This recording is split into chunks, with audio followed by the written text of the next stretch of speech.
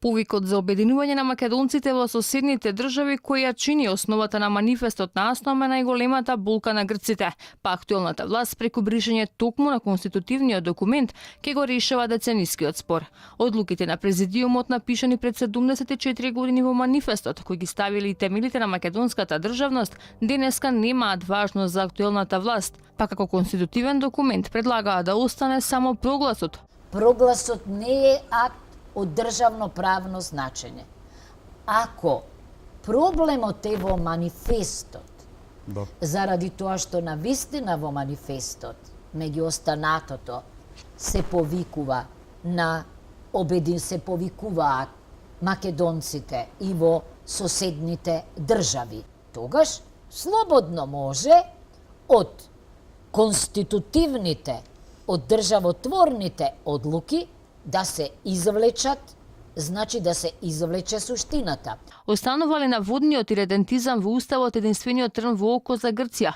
Или дополнителен проблем за бришење на АСНОМ е потписот на двајцата членови на президиумот по потекло од Егејска Македонија, Димитар Влахов и Благоја Фотев, но грците пред 25 години барале бришење на АСНОМ од македонскиот устав, но тогаш барањето било одбиено, што не е случај со оваа власт. Токму Народното собрание преку манифестот го покажува континуитетот на вековната македонска борба за создавање на самостојна национална држава на македонскиот народ. Пред речиси една година и грчки аналитичари, познавачи на состојбата во изјава за Алфа, отворено говореа дека проблемот на деценискиот проблем помеѓу двете држави не е името на Македонија. Проблемот на грците е македонскиот народ. Проблемот на грците е македонската нација, македонскиот јазик и македонското малцинство во Грција. Затоа Грција го покренува сето тоа и блокира Република Македонија, не бидејќи им смета името Република Македонија. Тоа е едно убаво сложено име, демократски избрано од македонскиот народ.